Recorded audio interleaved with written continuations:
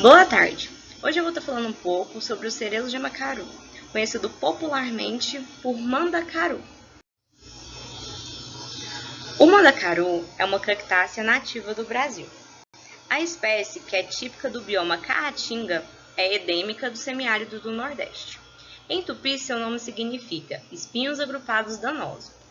Ele também é conhecido como cardeiro. O mandacaru contribui para a restauração de solos degradados. Um estudo feito pela Universidade Tecnológica Federal do Paraná descobriu que o mandacaru serve para o tratamento de água e dá sinais de redução da poluição ao final desse processo. A planta pode ser utilizada de diversas formas, como por exemplo servindo de rações para animais em tempos de forte seca. Para usar a planta como ração animal, os sertanejos a queimam para tentar salvar seus pequenos rebanhos famintos. Essa é uma prática secular que consiste em assar o mandacaru. Já os seus frutos e sua flor são alimentos para aves e abelhas. O mandacaru é também utilizado como planta ornamental, serve como cerca natural, além de batizar o nome de sítios, povoados, bairros e cidades. No Nordeste brasileiro, o fenômeno da seca causa sérios prejuízos ao setor agropecuário. Por isso, a região necessita de manejo sustentável, com sistemas agrícolas fundamentados no uso de cultivos adaptados às suas condições. O mandacaru é muito importante para essa região, principalmente durante a seca prolongada, que ocorre no segundo semestre do ano, servindo como recurso forrageiro estratégico na composição da dieta dos ruminantes e atendendo parte do requerimento de água destes animais. Devido a isso, muitos agropecuaristas do sertão nordestino cultivam mandacaru para sustentar o seu rebanho e para vender a outros pecuaristas. Durante o período de grande seca, serve também para alimentar famílias carentes que consomem o cladode cozido ou in natura, assim como seus frutos e suas flores in natura. Muitas famílias preparam compotas de doce da polpa dessa cactácea e vendem nas beiras das estradas. O mandacaru apresenta um cladódio lenhoso bastante espesso, que pode chegar a 60 centímetros de diâmetro. Por causa dessa característica, o caule é utilizado pela população de baixa renda como alicerce de casas e na construção de telhados, reservatórios de água, portas e janelas. Ainda no setor de construção, testes verificaram que a mucilagem do caule do mandacaru, quando adicionada em pastas e argamassas do gesso, cal ou cimento, melhora a resistência desses materiais em razão de suas propriedades aditivas, como a impermeabilidade e o aumento da resistência mecânica que ela possui. Por ter um caule suculento e sua composição fitoquímica, o cladódio desta planta é importante para indústrias do Nordeste por produzirem ésteres de cera com potencial de aplicação, como barreira impermeável e uma goma viscosa, com diversas aplicações industriais. Alguns testes realizados em laboratórios mostram que o cladódio do mandacaru pode ser eficiente no tratamento de efluentes, oferecendo menor custo em comparação aos polímeros sintéticos, tendo a vantagem de ser biodegradável. O fruto do mandacaru mostra grande potencial para aproveitamento industrial, por apresentar teores elevados sólidos totais e açúcares totais, constituintes importantes em processos biotecnológicos, como por exemplo a fermentação. Essa fermentação, proveniente do suco do fruto de mandacaru, produz álcool etílico como produto principal e muitos componentes secundários, como aldeídos, metanol, álcoois superiores, ácidos e ésteres, que contribuem para a qualidade organoléptica na produção de vinhos e cachaças. Ainda nessa região, o fruto e o cladódio também são matéria-prima para a produção de cosméticos, como shampoos, condicionadores, sabões, cremes, loções, máscaras e géis. A composição obtida a partir das sementes de mandacaru assemelha-se à encontrada no óleo de soja, razão pela qual estudos sugerem potencial uso em comum entre as duas plantas ou a substituição do óleo de soja pelo óleo de semente de mandacaru, visto que a extração do óleo das sementes é um processo mais acessível economicamente do que a extração de óleo da leguminosa. Além da importância econômica, o mandacaru também possui importância ambiental. O caule dessa cactácea é substrato preferido por espécies de vespas sociais para nidificação e construção de ninhos. Tais insetos também se alimentam da polpa do fruto desta planta. As flores do mandacaru também são visitadas por espécies de abelhas melíferas que utilizam seu pólen como alimento, contribuindo assim com a flora agrícola da caatinga. O fruto é utilizado como alimento por espécies de morcegos frugívoros que acabam facilitando os processos de polinização e de dispersão das sementes do mandacaru. Essas interações conferem à planta um relevante papel ecológico, pois, além das interações com determinadas espécies de animais, ela também favorece o estabelecimento de determinadas espécimes de plantas menos tolerantes aos fatores edáficos.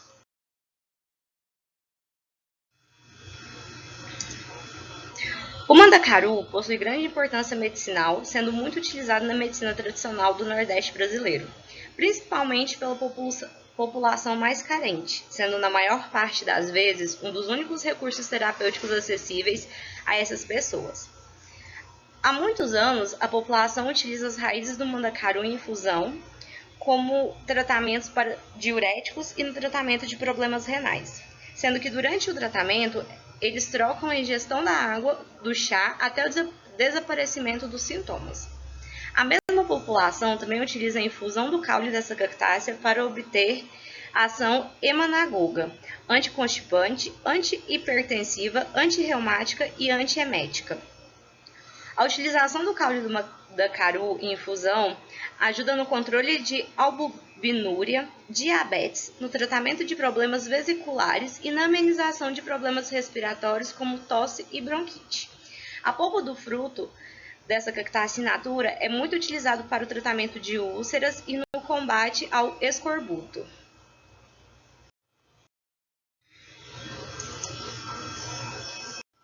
O mandacaru é uma cultura de ciclo de vida perene, podendo atingir de 5 a 10 metros de altura. Possui tronco lenhoso com muitos ramos eretos, dando ao topo do cacto um aspecto compacto. Os ramos novos são azulados e possuem de 4 a 6 costelas de ápices obtusos, separados por sulcos profundos. As auréolas são circulares, distantes de 2 a 5 centímetros entre si, sendo maiores no tronco principal. Os espinhos de coloração amarela, vermelha ou marrom são radiais, medindo de 9 a 30 centímetros de comprimento. A planta é protegida por uma grossa cutícula que bloqueia a excessiva perda de água.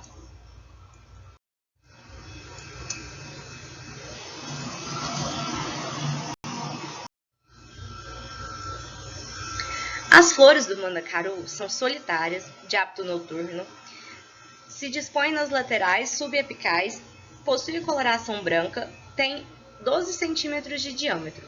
São recobertas de escamas largas e oblongas de cor verde escura. As flores do mandacaru surgem durante a primavera, principalmente nos meses de outubro e dezembro.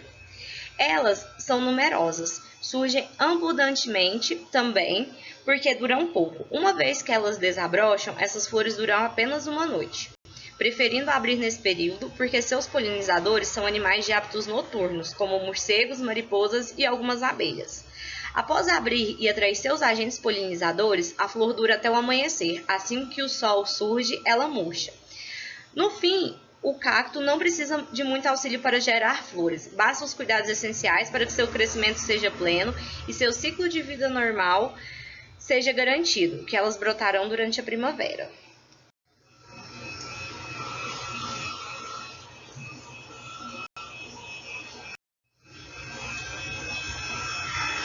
Logo em sequência, a época de floração, que ocorre na primavera, quando chegam os períodos mais quentes do ano, durante o verão, surgem os frutos do cacto. Eles têm formato esférico e possuem uma casca avermelhada. Sua polpa mucilaginosa, de cor branca, é adocicada e suas sementes pretas também podem ser consumidas. Quando surge, o fruto vem na cor verde, mas conforme vai amadurecendo, sua cor muda para violeta e quando está totalmente maduro, assume uma coloração avermelhada, sendo esse o momento indicado para a colheita.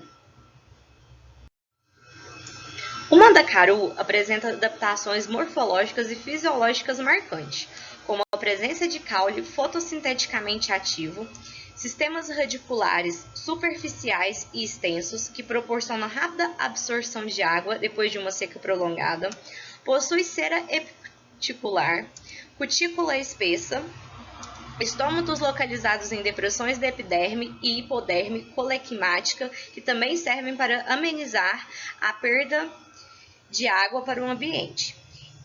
Em razão de colonizarem ambientes com altas temperaturas e com baixa umidade relativa do ar, essas plantas, assim como outras cactáceas, possuem adaptação fisiológica chamada de metabolismo ácido das crassuláceas, conhecido como metabolismo CAM.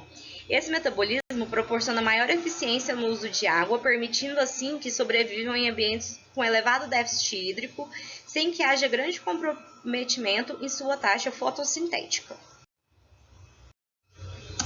Na constituição fitoquímica do caule e raízes do mandacaru encontram-se nitrato de sódio, biciserol, as aminas tiramina, N-metilamida e orderina e muitas fibras.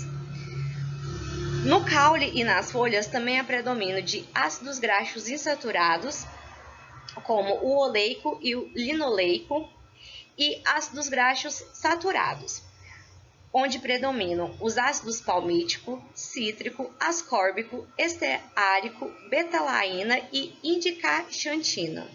Já nas sementes, há predomínio de ácidos graxos insaturados, destacando-se também o ácido oleico e o linoleico, e entre os ácidos graxos saturados predominam o palmítico e o esteárico, e também nas sementes há muita presença de fibras.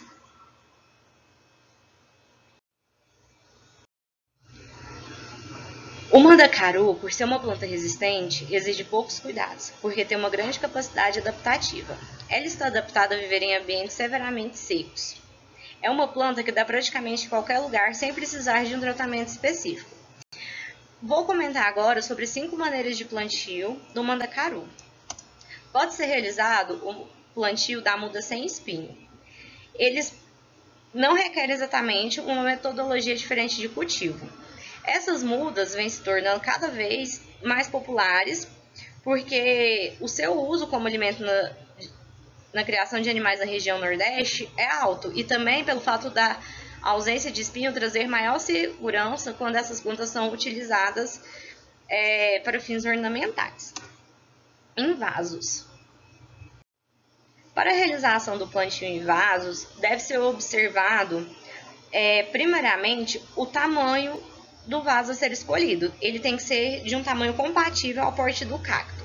Por exemplo, um vaso muito grande vai fazer o solo ficar úmido por muito tempo, o que pode apodrecer as raízes. Já um vaso muito pequeno vai impedir o crescimento do cacto e vai limitar o seu tamanho.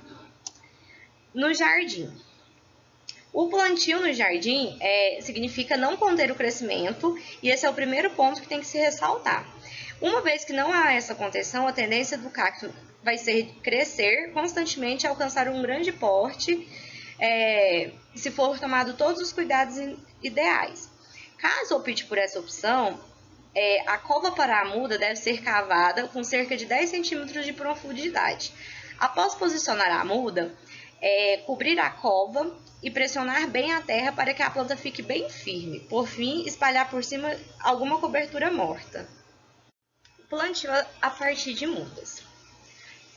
Esse cacto é capaz de crescer raízes a partir de qualquer pedaço do seu caule que esteja em contato com o chão. Portanto, para fazer uma nova muda, basta cortar um pedaço de cerca de 30 centímetros do caule de um cacto adulto e replantá-lo.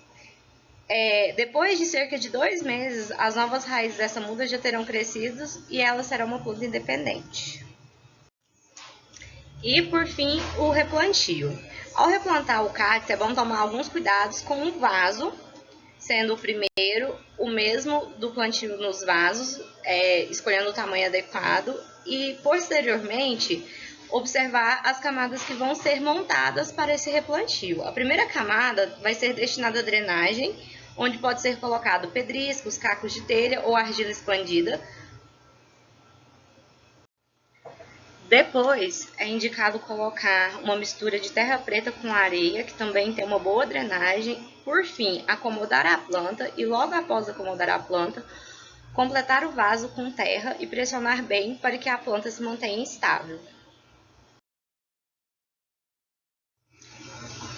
Para o manejo do mandacaru, devemos levar em consideração alguns fatores, como solo ideal, que devem ser solos arenosos, argilosos e que possuem cascalho, pois irão garantir uma boa drenagem, melhor quantidade de luz,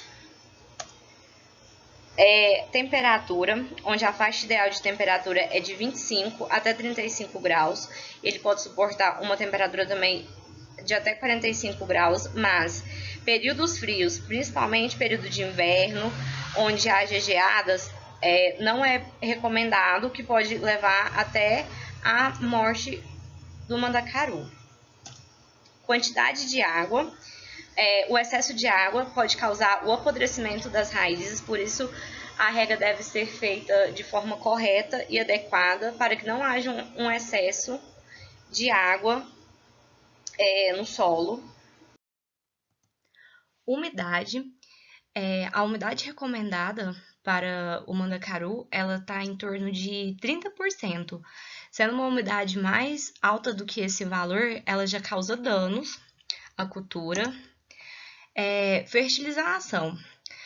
Durante o período de crescimento, o mandacaru gosta de adubação frequente, podendo ser feita fertilização toda vez que se for regar a planta. Em termos de composição, recomenda-se aqueles que contêm uma parte de nitrogênio, uma de fósforo e uma de potássio. Dar preferência para adubos balanceados e que possam ser diluídos em água em uma mistura de 1/4 da força total. Já na época de inverno, o cacto não necessita de fertilizante, pode deixar ele sem nenhum tipo de fertilização que ele vai evoluir bem. E a poda. Para fazer a poda, tem que utilizar equipamentos adequados, né? Podendo-se utilizar tesouras, serras ou facas afiadas. É importante que haja esterilização desses instrumentos. E usar álcool também, onde for fazer os cortes, dá um bom resultado. Para proteção pessoal, deve-se utilizar proteção, luvas grossas para prevenir acidentes, né, enquanto houver a manipulação do cacto, caso ele tenha espinhos. No que se trata do momento certo, fica ao critério da pessoa, pode ser feito a qualquer momento, mas é interessante aproveitar o período de crescimento que coincide com o verão, para garantir uma recuperação mais rápida da planta. A poda só se mostra necessária caso o cacto esteja crescendo desbalanceado e possa envergar sobre o próprio peso. Nesse caso, é bom cortar os ramos para garantir a integridade da planta. A propagação do cacto, ela se dá por meio de sementes, que são espalhadas através de aves e pelo vento, e já ocorreu casos de crescer até em telhados de casas, devido a essa propagação feita pelas aves. As estaquias e as mudas, a estaquia ela é feita a partir das mudas, né? Que as mudas são feitas através do corte. Depois de feito esse corte na planta adulta, a muda deve descansar durante 1 semana na sombra e deve-se passar canela em todos os cortes para ajudar na cicatrização e na prevenção de fungos na ferida. E a partir dessas mudas, podem ser feitas estacas, né, para o replantio e a propagação do mandacaru. Os processos de colheita e pós-colheita. O momento certo para a colheita é quando o fruto assume a cor avermelhada. A partir disso, então, é o momento ideal para se colher. Não tem nenhum estudo, nem um outro dizer que indica colher em outro momento, ou antes ou bem após a maturação do fruto. O processo de pós-colheita, a única técnica que se utiliza é a retirada, né, dos espinhos da planta quando esse serve para alimentação. Então, apenas esse processo de pós-colheita quando o alimento vai servir para alimentação, seja humana, seja animal, e quando ele não é utilizado, não se faz esse processo.